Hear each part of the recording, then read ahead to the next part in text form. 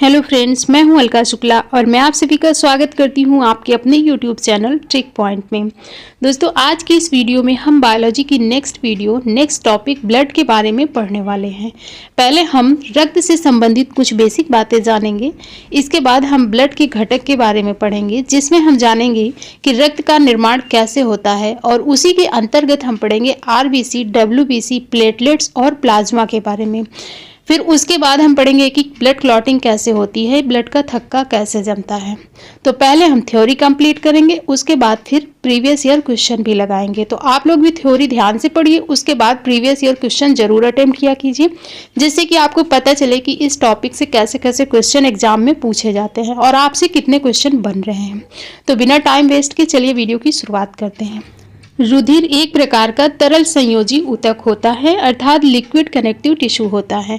Tissue वाले chapter में भी हमने ये चीज़ पढ़ी थी कि ब्लड एकमात्र लिक्विड कनेक्टिव टिश्यू होता है। और इसके अध्ययन को क्या कहते हैं, तो रुधिर के अध्ययन को हेमेटोलॉजी कहा जाता है। और रुधिर की यानी ब्लड की प्रकृति कैसी होती है, तो दुर्बल क्षारीय होती है, जिसका पीएच होता है 7.4। तो रक्त का पीएच बहुत बार पूछा गया है क्वेश्चन में। तो रक्त का पीएच कितना होता है, याद रखें 7.4 होता है। और पीएच मान निकालते कैसे हैं, तो आइए जानते हैं इसे। पीएच स्केल, ये है पीएच स्केल। इससे किसी भी पदार्थ की अम्लीयता या क्षारीयता का पता लगाया जाता है, अर्थात वो वस्तु एसिडिक है या फिर एल्कलाइन है, इसी पीएच स्केल से पता चलता है। जानते हैं कैसे, तो जिस वस्तु की पीएच वैल्यू पता करनी है, अगर उसकी पीएच वैल्यू 7 से कम है तो उसकी पीएच वैल्यू एसिडिक होगी, और अगर 7 है तो न्यूट्रल होगा यानी कि उदासीन होगा, और अगर 7 से अधिक है तो क्षारीय होगा यानी एल्कलाइन है। जैसे कि पीएच, ब्लड की पीएच वैल्यू कितनी है, तो 7.4 है यानी 7 से अधिक है, तो हल्की क्षारीय है यानी वीक बेसिक एल्कलाइन है। उम्मीद है आपको पीएच स्केल क्या है, पीएच मान कैसे निकालते हैं, पता चल गया होगा। तो ब्लड का पीएच आपको याद रखना है कि ब्लड का पीएच वैल्यू कितना है, तो 7.4 है। अब जानते हैं कि एक सामान्य व्यक्ति में ब्लड की मात्रा कितनी होती है। तो एक सामान्य व्यक्ति में ब्लड की मात्रा टोटल वेट का 7% होती है, यानी कि जो भी हमारे शरीर का भार है उसका 7% हमारी बॉडी में ब्लड होता है। और अगर बात करें मेल में कितना पाया जाता है, क्योंकि क्वेश्चन पूछा जाता है मेल में कितनी होती है या फीमेल में, तो मेल में कितनी होती है, तो 5 से 6 लीटर होता है, और फीमेल में 4 से 5 लीटर होता है। ठीक है, तो ये आप याद रखें। अब बात करें कि रक्त का निर्माण यानी ब्लड का निर्माण हमारी बॉडी में कहाँ होता है। तो एक वयस्क व्यक्ति में रक्त का निर्माण अस्थि मज्जा यानी बोन मैरो में होता है। और अगर बात करें भ्रूण अवस्था में इसका निर्माण, तो यकृत या फिर प्लीहा में होता है। तो वयस्क व्यक्ति के रक्त का निर्माण कहाँ होता है, अस्थि मज्जा बोन मैरो में होता है। तो जो हमारी हड्डियाँ हैं, इन्हें अगर बीच से काट देंगे तो उसके अंदर होती है बोन मैरो, और बोन मैरो में ही निर्माण होता है रक्त का। और भ्रूण अवस्था में यकृत यानी लीवर या फिर प्लीहा में होता है। तो याद रखिए, वयस्क में बोन मैरो में होता है और भ्रूण अवस्था में ये लीवर या फिर प्लीहा, जो भी ऑप्शन में दिया हो आप आंसर कर सकते हैं। अब बात करते हैं कि एक सामान्य व्यक्ति का रक्तदाब यानी ब्लड प्रेशर कितना होना चाहिए। तो 120/80 mm होना चाहिए एक सामान्य व्यक्ति का ब्लड प्रेशर। और रक्तदाब को मापने वाले यंत्र को क्या कहते हैं, तो उसे कहते हैं स्फाइग्नोमैनोमीटर। तो ये चीज़ याद रखें, ये यंत्र से क्वेश्चन पूछा जाता है कि रक्तदाब मापने वाले यंत्र को क्या कहते हैं, तो स्फाइग्नोमैनोमीटर कहते हैं, इसे याद रखें। इसके बाद अब हम जानते हैं आगे की कंपोजिशन ऑफ ब्लड यानी रक्त के घटक, रक्त किन किन चीज़ों से मिलकर बनता है, अर्थात रक्त में क्या क्या पाया जाता है, इसके बारे में जानते हैं। रक्त के 2 घटक होते हैं, प्लाज्मा और रुधिर कणिकाएं, जिसमें कि 55% प्लाज्मा होता है जो कि लिक्विड अवस्था में होता है, और रुधिर कणिकाएं 45% होती हैं, ये ठोस अवस्था में होती हैं। तो हमारे ब्लड में 55% प्लाज्मा और 45% रक्त कणिकाएं पाई जाती हैं। तो ये जो प्लाज्मा है, जो 55% भाग है प्लाज्मा का, ये किन चीज़ों से मिलकर बना है, तो इसमें 90% जल पाया जाता है। तो इसे याद रखें आप कि 55% तो प्लाज्मा है ब्लड में, और उस प्लाज्मा में भी 90% जल होता है, वाटर होता है, और ये लिक्विड फॉर्म में होता है और हल्के पीले रंग का होता है। तो कलर कैसा है इसका, हल्का पीला रंग का है, लिक्विड फॉर्म में है, और 90% इसमें जल पाया जाता है। और इसमें प्रोटीन भी पाए जाते हैं, मिनरल्स भी पाए जाते हैं, ग्लूकोज पाया जाता है, जिनमें कि आपको जल याद रखना है, जल से क्वेश्चन पूछा गया है, तो इसलिए आप याद रखें कि जल इसमें प्लाज्मा में 90% जल पाया जाता है। इसके बाद फिर है रक्त कणिकाएं जो कि 45% होती हैं। इन्हें ब्लड कार्पुसेल्स या फिर ब्लड सेल्स भी कहते हैं और इनमें 3 चीज़ें शामिल होती हैं। लाल रक्त कणिकाएं जिन्हें हम आरबीसी कहते हैं, श्वेत रक्त कणिकाएं जिन्हें हम डब्ल्यूबीसी कहते हैं और रक्त बिम्बाणु जिन्हें हम प्लेटलेट्स कहते हैं। डायग्राम से समझते हैं इनको कि ये ब्लड वेसल्स हैं, इनमें ब्लड फ्लो हो रहा है। जो पीले रंग का है ये प्लाज्मा है, लिक्विड फॉर्म में होता है, जो कई चीज़ों से मिलकर बना है जैसे कि जल, प्रोटीन, मिनरल्स आदि, और ये रक्त का 55% भाग होता है। बाकी की 45% रक्त कणिकाएं होती हैं। इसके अंतर्गत आरबीसी जो देख रहे हैं आप, ये रेड कलर की, ये है आरबीसी, और ये जो डब्ल्यूबीसी ये जो देख रहे हैं आप वाइट ब्लड सेल्स, ये हैं डब्ल्यूबीसी, और ये हैं प्लेटलेट्स। इन सब चीज़ों को मिलाकर बनता है रक्त। अब इन्हें एक एक करके हमें डिटेल में पढ़ना है। तो सबसे पहले लेते हैं प्लाज्मा, क्योंकि ये ब्लड का अधिकांश भाग प्लाज्मा ही होता है 55%, और यह रुधिर का तरल अवस्था में पाया जाने वाला भाग होता है। इसका 90% भाग जल होता है।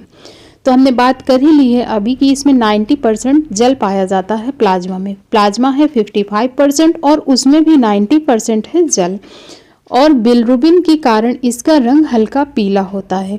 तो एग्जाम में क्वेश्चन पूछा गया है कि प्लाज्मा का रंग हल्का पीला क्यों होता है, तो बिलिरुबिन के कारण होता है, ये चीज़ याद रखें।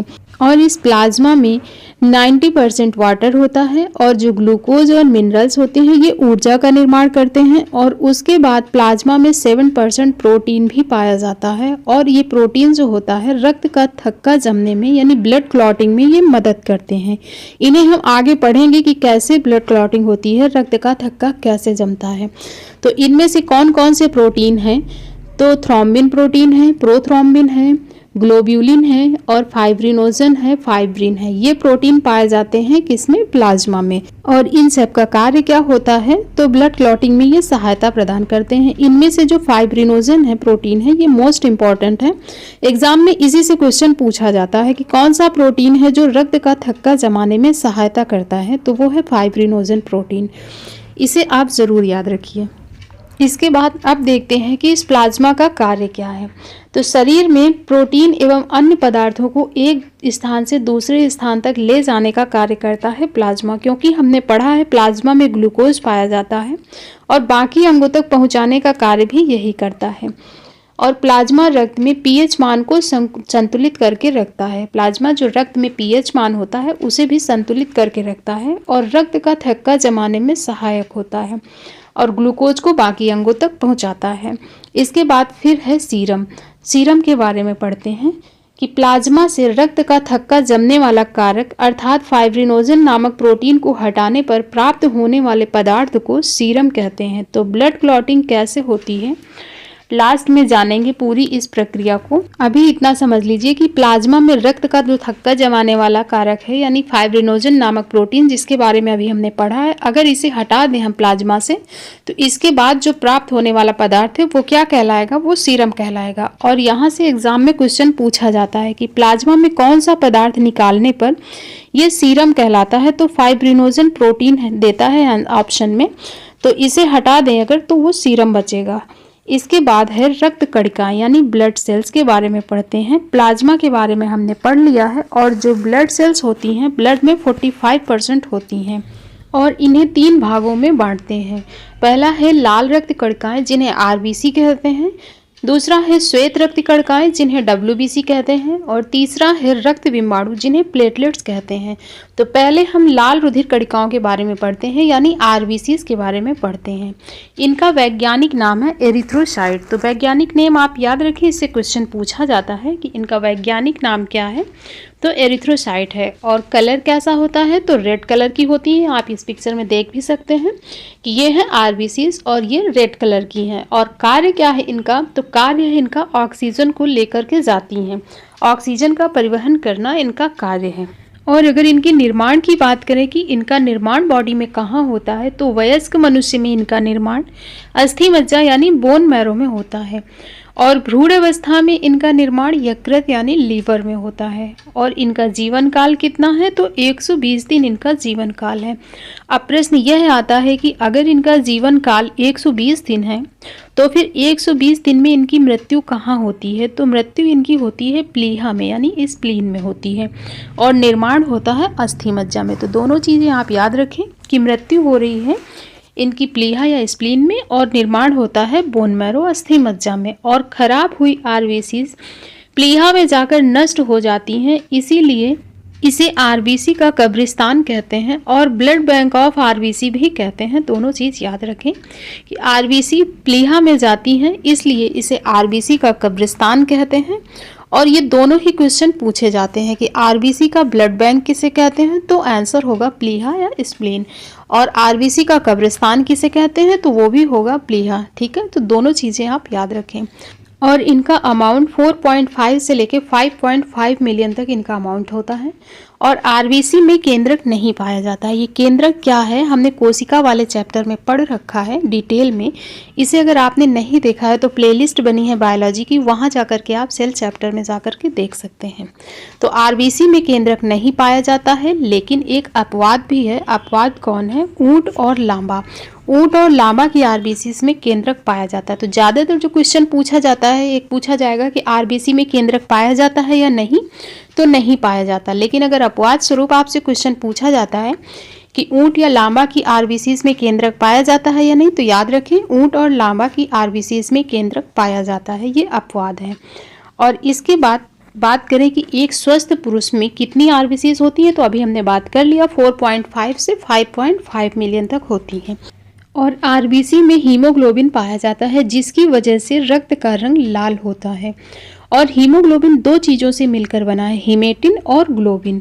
हीमेटिन क्या है, तो यह लौह तत्व है जिसके कारण रक्त का रंग लाल होता है। और ग्लोबिन यह एक प्रोटीन होता है जो ऑक्सीजन एवं CO2 को शरीर के विभिन्न भागों तक ले जाने का कार्य करता है।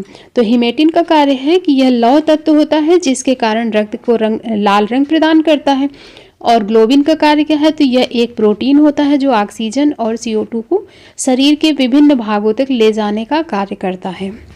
तो अगर आपसे क्वेश्चन पूछा जाए कि ब्लड का रंग लाल क्यों होता है, तो हीमोग्लोबिन के कारण होता है, ये चीज़ याद रखें। और क्वेश्चन पूछा भी जाता है एग्जाम में कि ब्लड का रंग लाल क्यों होता है, तो हीमोग्लोबिन के कारण होता है। और अगर ऑप्शन में हीमोग्लोबिन नहीं दिया होगा तो हीमेटिन दिया होगा। ठीक है, तो हीमेटिन भी आपके ऑप्शन के हिसाब से आप अपना क्वेश्चन बना लेना। अगर हीमेटिन दिया है तो आप हीमेटिन टिक कर सकते हैं, और हीमोग्लोबिन दिया है तो हीमोग्लोबिन कर सकते हैं। ऑप्शन में एक ही चीज़ दी जाएगी।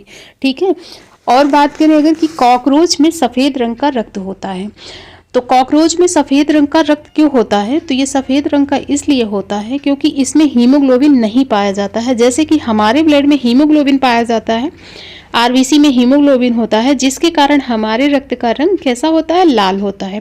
बट इसमें हीमोग्लोबिन की जगह हेमोलिम्फ पाया जाता है, जिसकी वजह से इसका रंग सफ़ेद होता है। और ऑक्टोपस में नीले रंग का ब्लड पाया जाता है। तो ये नीले रंग का क्यों होता है, क्योंकि इसमें भी हीमोग्लोबिन नहीं पाया जाता बल्कि हेमोसाइनिन पाया जाता है, जिसकी वजह से ऑक्टोपस का रंग, ब्लड का रंग जो होता है वो कैसा होता है, नीला होता है। और कॉकरोच का कैसा होता है, सफ़ेद होता है। ठीक है, तो याद रखिए कॉकरोच का रंग सफ़ेद क्यों होता है ब्लड का रंग, तो हीमोलिम्फ के कारण होता है, इसमें हीमोग्लोबिन नहीं पाया जाता। और ऑक्टोपस का हेमोसाइनिन की वजह से नीला होता है, इसमें भी हीमोग्लोबिन नहीं पाया जाता है।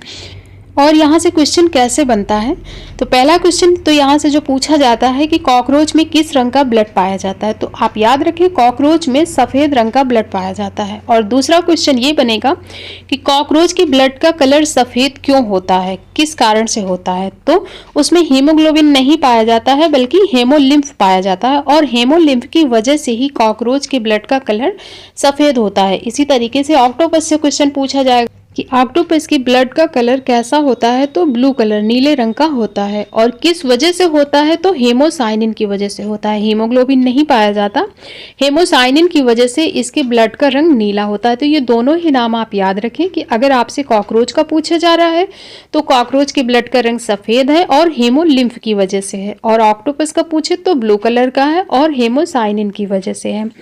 इसके बाद रक्त में आरबीसी को नष्ट होना क्या कहलाता है, तो रक्त में जो आरबीसी नष्ट होती हैं इस क्रिया को कहते हैं हेमोलाइसिस।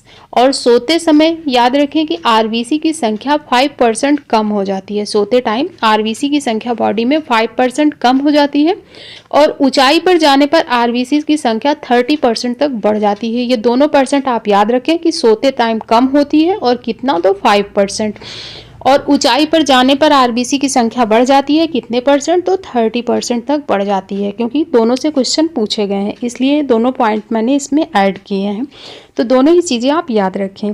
और आरबीसी की जो संख्या बढ़ने या घटने पर होता क्या है, तो इसे जानते हैं। आरबीसी की संख्या अगर घट जाती है तो इसे एनीमिया बीमारी कहते हैं और इसमें आयरन की कमी हो जाती है, यानी खून की कमी हो जाती है एनीमिया में। और अगर आरबीसी की संख्या बढ़ गई तो इसे क्या कहते हैं, तो इसे कहते हैं पॉलीसाइथीमिया। और आरबीसी की संख्या बढ़ती कब कब है, तो ऊंचाई पर जाने पर बढ़ती है, गर्भधारण के समय बढ़ती है, और जब ये बढ़ जाती है तो होता क्या है, त्वचा पर धब्बे बन जाते हैं। तो ये चीज़ याद रखें कि आरबीसी की संख्या अगर घटती है तो एनीमिया बीमारी होती है और आरबीसी की संख्या अगर बढ़ती है तो पॉलीसाइथीमिया बीमारी होती है। और बढ़ेगी कब कब, ये भी याद रखें कि ऊंचाई पर जाने पर बढ़ेगी आरबीसी की संख्या और गर्भधारण के समय बढ़ेगी, और जब बढ़ जाती है तो स्किन पर धब्बे बन जाते हैं। और इसके बाद है थैलेसीमिया बीमारी। बच्चों को माता पिता से आनुवंशिक तौर पर मिलने वाला रक्त रोग है थैलेसीमिया। इस रोग के होने पर शरीर के हीमोग्लोबिन निर्माण प्रक्रिया में समस्या हो जाती है, जिसके कारण रक्त क्षीणता यानी खून की कमी के लक्षण प्रकट होते हैं। तो थैलेसीमिया बीमारी जो है ये एक आनुवांशिक रोग है और ये रक्त में होता है, रक्त का रोग है, ठीक है। और हीमोग्लोबिन निर्माण की प्रक्रिया में इसमें समस्या आ जाती है, जिसके कारण इसमें खून की कमी के लक्षण प्रकट हो जाते हैं। और इसकी पहचान कब होती है बच्चों में, तो 3 माह की आयु के बाद ही इसकी पहचान हो जाती है बच्चों में। इसमें जो रोगी बच्चा होता है उसके शरीर में रक्त की भारी कमी होने लगती है, जिसकी वजह से उसे बार बार खून चढ़ाने की आवश्यकता होती है। तो इसकी पहचान कब होगी, 3 माह बाद ही इसकी पहचान होने लगती है बच्चों में, जिसे ये रोग होता है। तो रोगी बच्चे में 3 माह के बाद इसमें पहचान होने लगेगी, उसके शरीर में भारी खून की कमी हो जाएगी, जिसकी वजह से उसको बाहरी ब्लड चढ़ाना पड़ेगा बार बार। इसके बाद अब देखते हैं श्वेत रुधिर कणिकाएं। आरबीसीज के बारे में हमने कंप्लीट पढ़ लिया है। अब हम देखते हैं श्वेत रुधिर कणिकाएं यानी डब्ल्यूबीसी के बारे में। डब्ल्यूबीसी इनका वैज्ञानिक नाम क्या है, तो ल्यूकोसाइट इनका वैज्ञानिक नाम है और जीवन काल इनका 2 से 4 दिन तक है। और निर्माण कहाँ होता है, तो अस्थि मज्जा बोन मैरो में। आरबीसी का निर्माण भी हमने देखा था बोन मैरो में हुआ था और डब्ल्यूबीसी का निर्माण भी बोन मैरो में होता है। और मृत्यु कहाँ होगी, तो मृत्यु इनकी ब्लड में हो जाती है। आरबीसी की मृत्यु कहाँ हो रही थी, तो प्लीहा में होती थी, और डब्ल्यूबीसी की मृत्यु कहाँ होती है, तो ब्लड में होती है, ये याद रखें। और इसमें केंद्रक उपस्थित होता है। आरबीसी में केंद्रक नहीं था, लेकिन ऊंट और लामा में पाया जाता था आरबीसी में केंद्रक, लेकिन डब्ल्यूबीसी में केंद्रक उपस्थित होता है, इसमें केंद्रक पाया जाता है। और इनका अमाउंट अगर बात करें, इनकी संख्या कितनी होती है, तो 8000 से 10,000 तक इनकी संख्या होती है। और कार्य क्या करती हैं ये, तो शरीर में प्रतिरक्षी तंत्र को मजबूत बनाती हैं और रोगों से लड़ने में सुरक्षा प्रदान करती हैं डब्ल्यूबीसी। तो जब भी आप पढ़ें आरबीसी डब्ल्यूबीसी के बारे में, तो दोनों में अगर कंपेयर करके साथ में पढ़ेंगे तो अच्छे से समझ भी आएगा और याद भी होगा। और एक चीज़ याद रखेंगे, जो इनका जीवन काल है 2 से 4 दिन, कई किताबों में 13 से 20 दिन भी दिया हुआ है, ठीक है। तो आपको ऑप्शन में एक ही मिलेगा एग्जाम में, या तो 13 से 20 दिन दिया जाएगा या 2 से 4 दिन, जो भी ऑप्शन में दे आप उसके हिसाब से आंसर बना लेंगे, ठीक है। तो डब्ल्यूबीसी का बहुत ही अहम रोल है हमारी बॉडी में। और डब्ल्यूबीसी 2 प्रकार के होते हैं, कणिका युक्त और अकणिका युक्त। डब्ल्यूबीसी कितने प्रकार के हैं, 2 प्रकार के, कणिका युक्त और अकणिका युक्त। और जो कणिका युक्त होते हैं इसके भी 3 प्रकार हैं। कौन कौन से हैं, तो इसमें है न्यूट्रोफिल्स, बेसोफिल्स और एसिनोफिल्स, जिसमें कि सबसे कम मात्रा में होती हैं बेसोफिल्स और सबसे अधिक मात्रा में पाई जाती हैं न्यूट्रोफिल्स। तो यहाँ से क्वेश्चन बनते हैं, जो भी क्वेश्चन पूछे जाते हैं एग्जाम में उसी के हिसाब से ये पॉइंट मैंने ऐड किए हैं। तो ये चीज़ें आप याद रखें कि जो चीज़ मार्क की गई है या स्पेशली मैं बताऊँ उसको रिपीट करके, उसे आप ज़रूर याद रखें, क्योंकि यहाँ से क्वेश्चन पूछा गया है कि न्यूट्रोफिल्स जो होती हैं सबसे अधिक मात्रा में पाई जाती हैं, तो यहाँ से क्वेश्चन पूछा गया है। और बेसोफिल्स सबसे कम मात्रा में पाई जाती हैं। फिर है अकणिका युक्त। अकणिका युक्त में शामिल है मोनोसाइट्स और लिम्फोसाइट्स। तो अगर आपसे पूछा जाए कि सबसे बड़ी डब्ल्यूबीसी कौन सी है तो मोनोसाइट्स होती है, और सबसे छोटी डब्ल्यूबीसी से क्वेश्चन पूछा जाए तो लिम्फोसाइट होती है।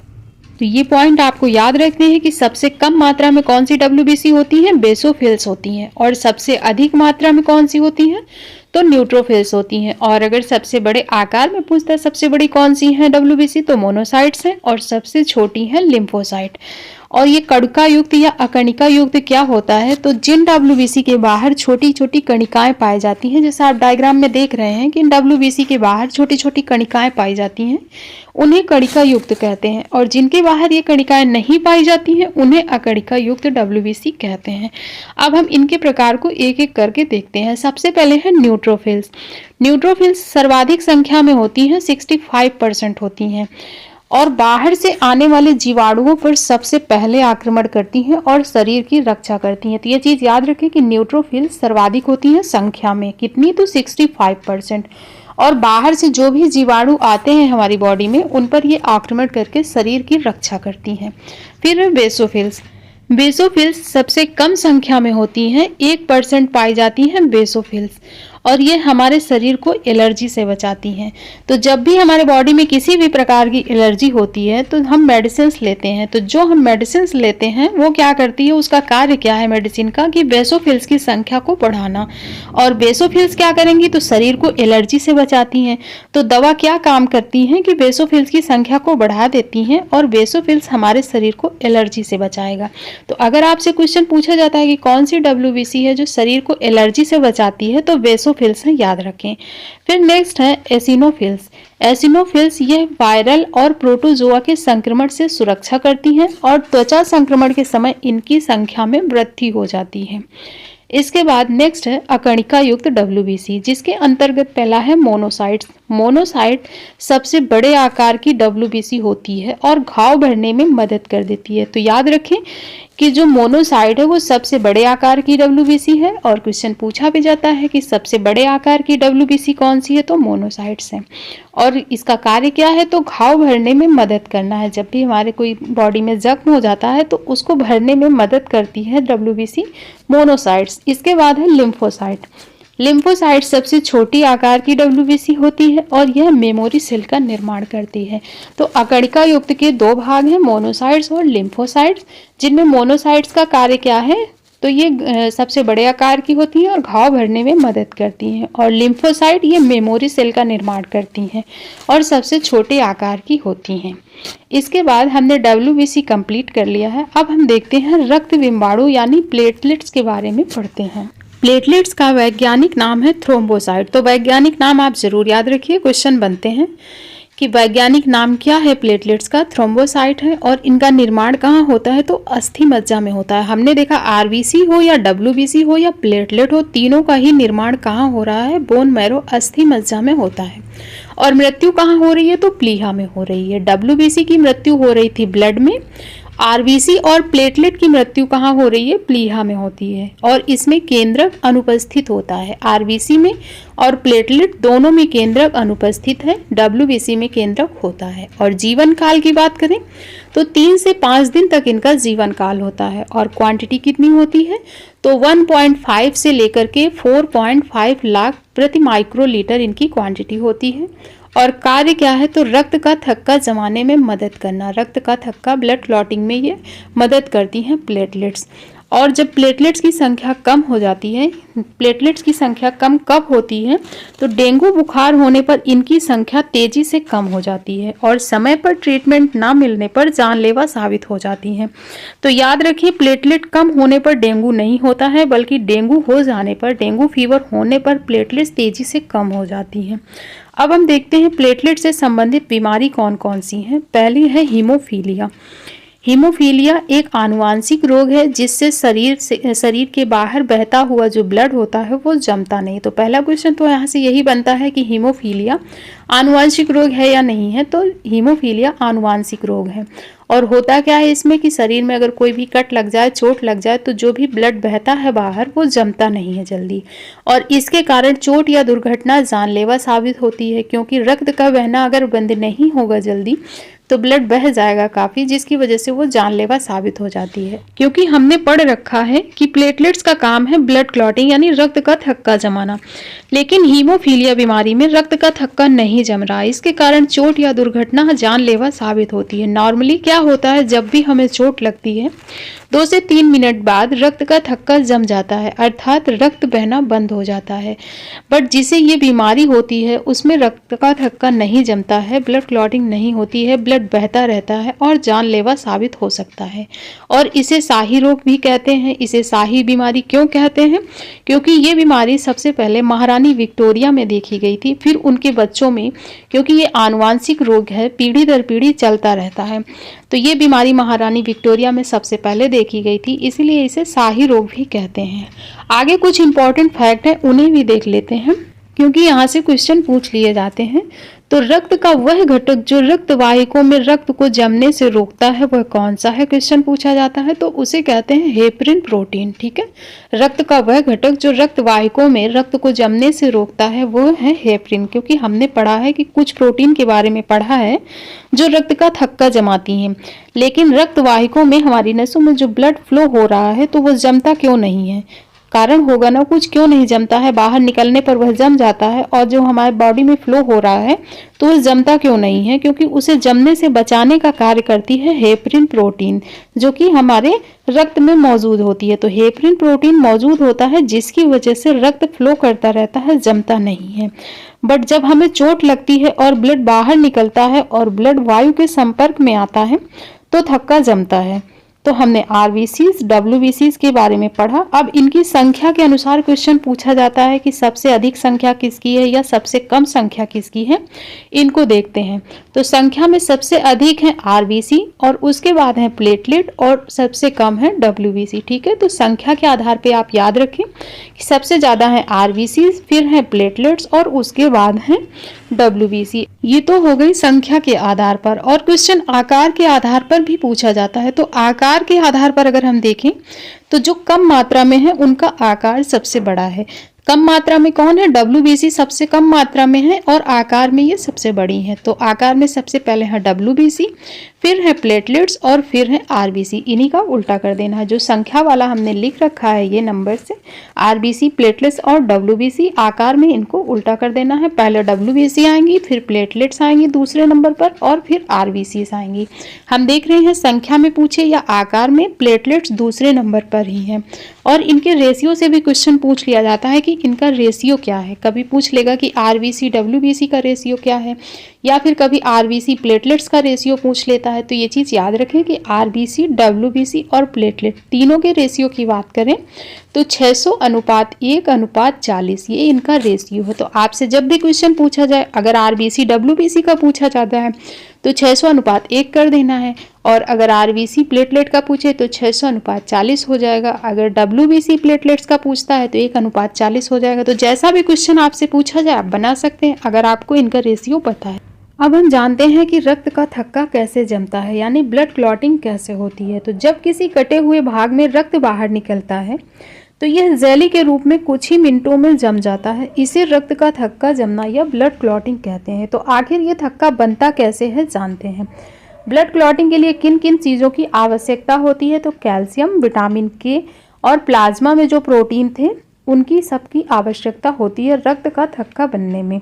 स्टेप बाय स्टेप समझते हैं कि रक्त का थक्का कैसे बनता है। तो सबसे पहले जब चोट या कोई बॉडी में कट लगता है तो ब्लड निकलता है और वायु के संपर्क में आता है तो थ्रोम्बोप्लास्टिन प्रोटीन कैल्शियम से क्रिया करके यानी कैल्शियम के साथ रिएक्शन करता है और उसके बाद रक्त में ब्लड में उपस्थित प्रोथ्रोम्बिन प्रोटीन को थ्रोम्बिन में बदल देगा। तो हमने पढ़ा है कि प्लाज्मा में प्रोथ्रोम्बिन पाया जाता है, तो थ्रोम्बोप्लास्टिन कैल्शियम से क्रिया करता है और प्रोथ्रोम्बिन को थ्रोम्बिन में बदल देता है। यानी इन तीनों की क्रिया से थ्रोम्बिन बन रहा है। हम देख रहे हैं कि इन तीनों की क्रिया से किसका निर्माण हो रहा है? थ्रोम्बिन का निर्माण हो रहा है।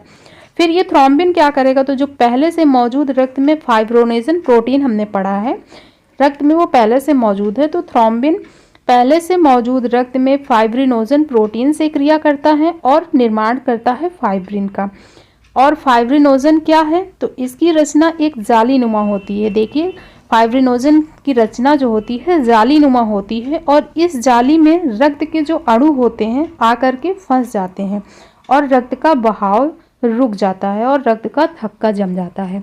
फिर से समझें कि जैसे कोई कट लगा, ब्लड निकला। अब जब कट लगा, ब्लड निकला तो ब्लड वायु के संपर्क में आया और वायु के संपर्क में आते ही थ्रोम्बोप्लास्टिन प्रोटीन ने कैल्शियम से क्रिया की और कैल्शियम से क्रिया करके उसने प्रोथ्रोम्बिन प्रोटीन को थ्रोम्बिन में बदल दिया और इस थ्रोम्बिन ने पहले से ब्लड में मौजूद फाइब्रिनोजन प्रोटीन से क्रिया करके फाइब्रिन का निर्माण कर लिया।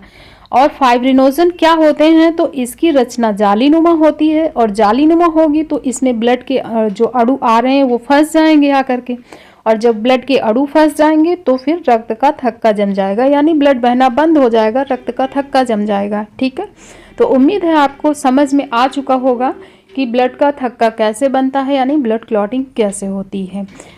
और इसी के साथ ब्लड टॉपिक हमने अपना कंप्लीट कर लिया है। डिटेल में हमने ब्लड के बारे में अध्ययन कर लिया है और नेक्स्ट टॉपिक में हम ब्लड ग्रुप के बारे में पढ़ेंगे। तो आज का हमारा थ्योरी सेक्शन होता है कंप्लीट।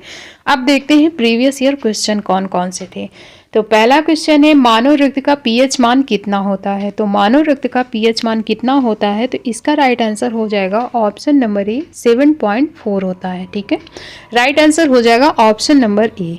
नेक्स्ट क्वेश्चन है सोते वक्त मनुष्य की आरबीसी कितने % कम हो जाती हैं। हमने बात की थी ना उस समय कि ये पॉइंट आप याद रखें, यहाँ से क्वेश्चन बनते हैं। तो सोते वक्त मनुष्य की आरबीसी कितने % कम हो जाती हैं, तो 5% कम हो जाती हैं और ऊंचाई पर जाने पर बढ़ जाती हैं कितने %, 30% तक बढ़ जाती हैं। बढ़ती कब कब है, ऊंचाई पर जाने पर और गर्भावस्था के दौरान, और जब बढ़ जाती हैं तो क्या होता है, स्किन में धब्बे पड़ जाते हैं। ठीक है, तो याद रखें कि आरबीसी कम होती हैं सोते वक्त और कितनी कम होती है, तो 5% कम होती हैं। फिर नेक्स्ट क्वेश्चन है एक वयस्क मनुष्य में औसतन कितना रक्त होता है। तो एक वयस्क मनुष्य में औसतन कितना ब्लड पाया जाता है, तो इसका राइट आंसर हो जाएगा 5 से 6 लीटर। ऑप्शन नंबर डी इसका करेक्ट हो जाएगा। और आरबीसी के निर्माण के लिए शरीर का कौन सा अंग जिम्मेदार है। तो आरबीसी के निर्माण कहाँ हो रहा था, हमने क्या पढ़ा था, अस्थि मज्जा में हो रहा था। इसका राइट आंसर हो जाएगा ऑप्शन नंबर ए अस्थि मज्जा। आरबीसी हो, डब्ल्यूबीसी हो या प्लेटलेट्स हो, तीनों का निर्माण हमने देखा है बोन मैरो में होता है। तो तीनों पॉइंट आप याद रखें, अगर किसी से भी क्वेश्चन पूछा जाता है तो आपको पता होना चाहिए। फिर अगला क्वेश्चन है हल्के पीले रंग का गाढ़ा तरल पदार्थ जो रक्त के आयतन का लगभग 55% होता है, उसे क्या कहते हैं। तो उसे प्लाज्मा कहते हैं। हमने रक्त के घटक जब पढ़े थे तो हमने पढ़ा था कि उसमें प्लाज्मा होता है 55% और 45% रुधिर कणिकाएं होती हैं, जिसमें कि प्लाज्मा के बारे में पूछा जा रहा है 55%, तो वो होता है प्लाज्मा। तो राइट आंसर हो जाएगा प्लाज्मा। फिर नेक्स्ट क्वेश्चन है मानव रक्त में कोशिकीय अंग का कितने % प्लाज्मा होता है। तो पढ़ रखा है हमने 55% प्लाज्मा पाया जाता है और 45% रुधिर कणिकाएं पाई जाती हैं। अगला क्वेश्चन है श्वेत रक्त कणिकाओं का मुख्य कार्य क्या है। श्वेत रक्त कणिकाएं यानी कि डब्ल्यूबीसी का मुख्य कार्य पूछा जा रहा है। तो इनका मुख्य कार्य है संक्रमण से लड़ना। करेक्ट आंसर हो जाएगा ऑप्शन नंबर ए। फिर अगला क्वेश्चन है बहुत अधिक ऊंचाई पर मनुष्य की लाल रक्त कणिकाएं डैश क्या होती हैं, घट जाती हैं, बढ़ जाती हैं या फिर उनका आकार घट बढ़ जाता है। तो क्या होगा, ऊंचाई पर जाने पर आरबीसीज की संख्या बढ़ जाती है। ठीक है, हमने पढ़ा है ना कि ऊंचाई पर जाने पर आरबीसीज की संख्या बढ़ जाती है और गर्भाधारण के दौरान भी आरबीसीज की संख्या बढ़ जाती है। और कभी अगर नेक्स्ट टाइम आपसे % देकर के क्वेश्चन पूछ लिया जाए कि कितने % तक बढ़ जाती हैं, तो 30% तक बढ़ जाती हैं। ठीक है, अगला क्वेश्चन है लाल रक्त कणिकाओं का औसत जीवन लगभग कितने समय का होता है। लाल रक्त कणिकाओं का औसत जीवन कितने समय होता है, तो राइट आंसर हो जाएगा 100 से 120 दिन तक। आरबीसीज का जीवन पूछा जा रहा है, जीवन काल, तो पढ़ रखा है ना हमने कि आरबीसीज का जीवन काल होता है 120 दिन तक। तो ऑप्शन के हिसाब से हमारा राइट आंसर हो जाएगा option number A. Next question है सबसे बड़ा श्वेत रुधिराणु कौन सा है। तो इसका राइट आंसर हो जाएगा मोनोसाइट। करेक्ट आंसर है मोनोसाइट। फिर अगला क्वेश्चन है रक्त जमने में किस तत्व की मुख्य भूमिका होती है। तो आंसर हो जाएगा हमारा कैल्शियम। राइट आंसर है कैल्शियम। अगर आपसे कभी विटामिन पूछे कि रक्त के थक्का जमने में किस विटामिन की महत्वपूर्ण भूमिका है, तो विटामिन में आप देंगे विटामिन के आंसर। ठीक है, और अगर प्रोटीन पूछा जाए तो प्रोटीन में होगा फाइब्रिनोजन। और अगर तत्व में पूछा जाता है तो वहाँ आंसर देंगे आप कैल्शियम। तीनों पॉइंट आप क्लियर रखें, ठीक है ना। ऐसा ना हो कि विटामिन पूछे और आप कैल्शियम लगा दें या फिर फाइब्रोनोजन प्रोटीन लगा दें। अगर आपसे प्रोटीन पूछा जाता है कि रक्त के जमने में किस प्रोटीन की भूमिका है, तो वहाँ फाइब्रिनोजन होगा। विटामिन पूछे तो विटामिन के होगा, और जब तत्व पूछा जाएगा तो वहाँ पर आपका आंसर कैल्शियम होगा। फिर आज का लास्ट क्वेश्चन है, किसके मौजूदगी के कारण रक्त जमता नहीं है। हमारी बॉडी में जो रक्त फ्लो हो रहा है, हमने पढ़ रखा है कि इसका थक्का जम जाता है। कहीं भी कट लगे, चोट लगे, ब्लड निकले तो उसका थक्का जम जाता है। तो ये जब बॉडी में फ्लो हो रहा है तो वहाँ क्यों नहीं जमता है? कुछ प्रोटीन पाए जाते हैं, जब हमने पढ़ रखा है, जो ब्लड को जमा देते हैं, यानी ब्लड का थक्का जमा देते हैं। तो हमारी बॉडी में भी तो ब्लड फ्लो हो रहा है ना, वहाँ क्यों नहीं जमता है? उसका क्या रीज़न है? उसका रीज़न ये है कि हमारी बॉडी में जो ब्लड है उसमें हेपरिन प्रोटीन पाया जाता है। तो इस प्रोटीन का नाम आप याद रखें। हेपरिन प्रोटीन की मौजूदगी की वजह से हमारा रक्त हमारी बॉडी में नहीं जमता है, बल्कि जब कट लग के बाहर निकलता है, वायु के संपर्क में आता है, तब इसका थक्का बनता है, ठीक है। तो इसी के साथ आज का सेशन होता है कंप्लीट। उम्मीद है आपको वीडियो पसंद आया होगा। अगर आपको वीडियो पसंद आया है तो आप लोग अपनी कमेंट में राय भी दिया कीजिए, आपके लिए हेल्पफुल है या नहीं है। अगर कोई सुधार करना है तो आप अपनी राय कमेंट में दे सकते हैं, ठीक है। मिलते हैं नेक्स्ट वीडियो में। Thank you.